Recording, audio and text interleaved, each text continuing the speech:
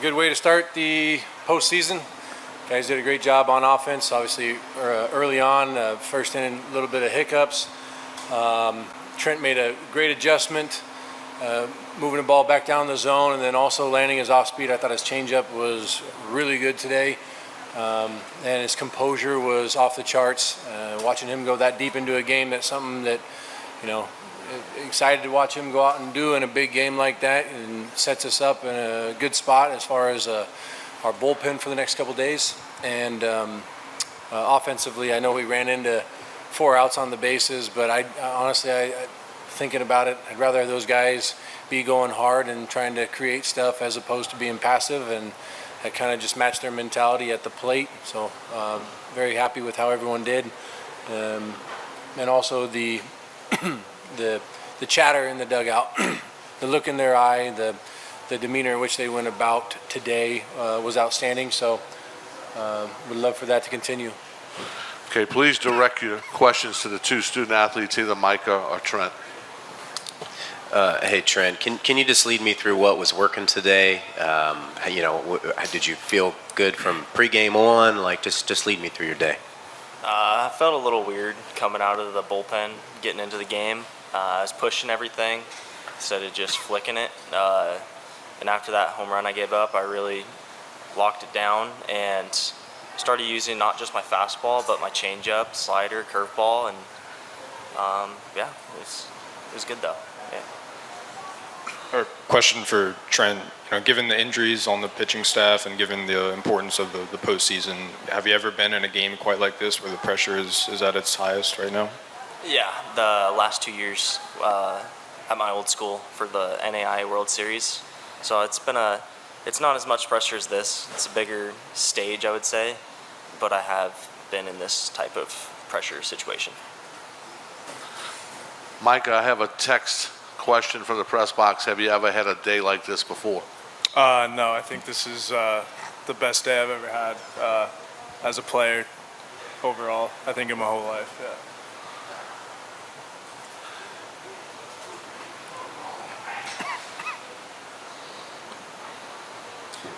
I guess the home run, obviously, in the first was the big hit of the game. It kind of flipped the momentum there. Could you lead us through that at bat? And then just could you speak to the offense overall? You guys set postseason records for the school in runs, total bases, and home runs. Yeah, I think and during that at bat, kind of frustrated I didn't get the bunt down on the first pitch, but I just went back to my process and kind of reset there, and got a good pitch over the plate and just put a good swing on it. But I'd say our offense as a whole, just 1 through 9, and even like the 4 or 5 guys on the bench, I think we've really bought into a plan at the plate that the coaches have preached to us, and have just done a good job staying confident. Especially, I think a guy like Travis Baton just feeds off of all of us and just gives us a lot of confidence going into games like this.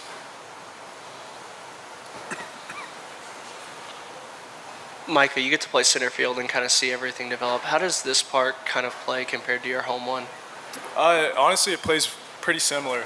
I'd say the humidity kills the ball a little bit, so it hangs up a little bit more. But yeah, definitely plays a lot similar to Goss. But we had a pretty good time seeing the ball at the plate today too. So I think we see the ball a lot better here for sure. Trent, I know you made some adjustments kind of the last week or so of the regular season, including moving to the wind-up. Obviously, those changes are going well. Could you lead us through the process of making those changes, how they've helped, how that came about? I think the biggest thing is trusting what our pitching coach says and believing what he says. And when he told me that he wants me to try the wind-up, I was like, all right, haven't done it in a couple of years, but yeah, I'll go for it. And then against Western Carolina, I felt really good out of it. I felt more comfortable than I have. And I feel like I have better command too as well. And I tend to rush a little bit, and that going out of the wind-up really helps me not rush, let's say. Any other questions for the student athletes?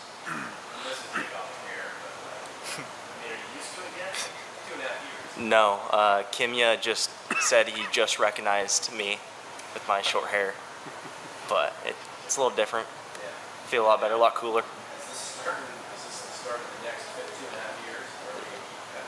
I'm gonna keep cutting it, I think. Do you guys, Micah, and I think I know what you're going to say about this, but just in light of leaving 2 starters at home, does it put more on the offense to kind of produce? I mean, you guys have been swinging a hot bat lately anyway, but I feel like maybe you might feel like there's more on you. I wouldn't say there's too much pressure. I think our guys go out there and they compete every day, which is awesome. I mean, last weekend we played in Scottsdale, and it's definitely a hitter's ballpark for sure. So I think we just got unlucky on a few balls in play there. But no, we just know these guys are going to go out and compete and give their best. So I wouldn't say there's any press. It's just kind of let's get one every inning for these guys. Let's get one early for these guys early. Just for the coach. Okay, we'll go ahead and release the student athletes, and then we'll open the questions for coach. Thank you, guys. Appreciate it.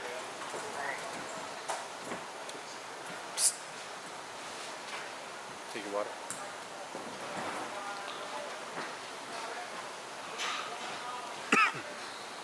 Go ahead. Coach, like we mentioned before, given the injuries on the pitching staff, how important was it for Trent to go 7 1/3 tonight and go deep into the game like he did? I think it definitely went out there and set a great example of how to compete, how to make adjustments, how to stay involved in the game. As Trent said, he tends to rush and go, and I think moving him into the windup, creating some rhythm, slowing it down a little bit, and how he's handling in between innings, he handled it like a pro today, and set a great example for a lot of the other guys. And sorry, obviously having a couple guys down right now, can put you in a tight spot, but it's also a great opportunity for other guys to step up and dominate the 0-0s and 1-1s. If we can do that, like we've been preaching all year long, then guys can go deep into the game, they can get outs. Hits are going to happen, ball's going to bounce the wrong way from time to time, but for all those guys that are getting ready to throw, they all can go deep in the game. We've worked them up plenty, whether it's Larson, Lattery, Ferrer, really any of those guys, Hemi, Hutch. I wouldn't be worried about any of those guys going deep into the game as long as they do what we've been preaching all year, 0-0s and 1-1s, get after it. Mitch, the records that I was referring to earlier, they're from 2005 against St. John's. Is there that sting a little bit, or you take more pride in this one? I did not know that. Thanks for pointing that out, Joe. I'm thrilled for what these guys are doing offensively. I know just how hard they work, and watching them in the cages, there comes a point where you don't got to sit there and breathe down their neck and be too demanding because they're holding each other accountable. The way they're putting in their work, they go through their routines each and every day. We talk a lot about the lonely work, as you and I have talked about before, but it's not those 3 hours they spend with us on the field. The coaches, they dominate those other 21 hours of a day, each and every day of the week. Part of it, when we got back from the Pac-12 tournament, I was curious. Take a couple days off, and sometimes that can be scary because all you want to do is work. But it seemed like how the guys came back refreshed, had paid some strong dividends today, and they didn't miss a beat. I mean, 5 walks, 6 strikeouts, driving the baseball. At one point in the game, Darwin leans over and said, we really haven't even chased that much. Ball over the head, 1 in the dirt, but the guys controlled the zone really well, and they just kept feeding off each other. They put in a lot of time on the scouting reports. The players themselves did as well. And so whenever somebody new came in, there was someone there sharing about what they knew and how we should attack him and how he was going to come at us. So guys took a big step together this week. Yep. Coach, you were really aggressive on the base pass. Do you think that'll continue tomorrow against LSU, or do you think that you'll kind of play more base to base? They better keep running. Like I said, I'm not a big fan of playing passive or doing anything passive in life. If Tanner Smith hits the ball down the right field line, he's not going to swipe 30 bags this year. But he worked to unhook the trailer and get there, and the guy made a great throw on it. Same with Casper, and they're pushing the envelope. I think we're going to learn a lot from those kinds of mistakes, but not everyone's going to play catch that perfect every time.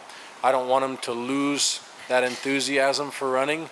They had a catcher who likes to backpick a lot to first base, so we're very well aware of that, but I don't want it to make us start to worry. I want us to be in a good position.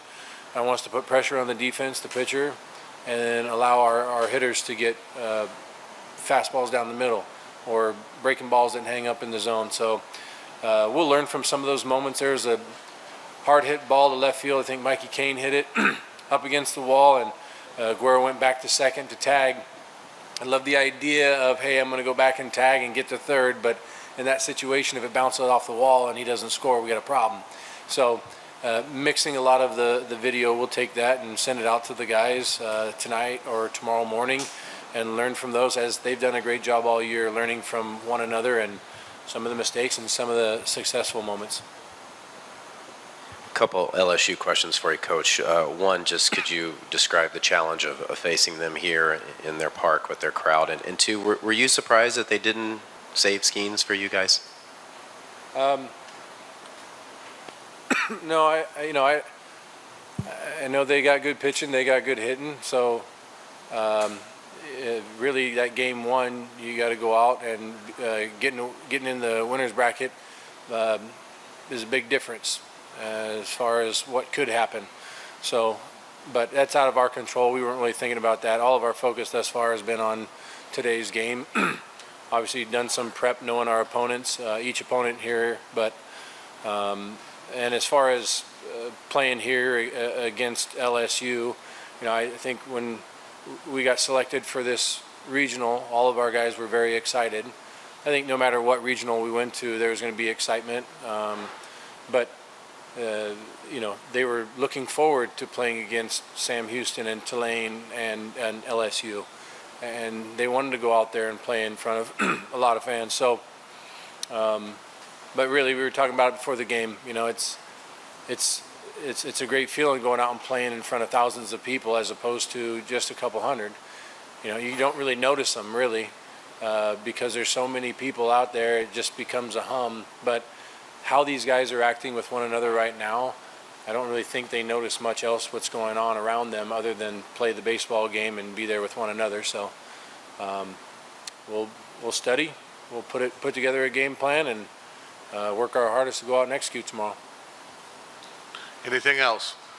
Okay, thank you, Coach. Where you going? Go ahead. Coach, have you had a chance to think about who you might start tomorrow? Yes. I've been thinking a lot about it. I'm still thinking about it. I know Micah McDowell is going to start tomorrow. Right? On the mound. We'll see. But I think we got a good idea. We'll see.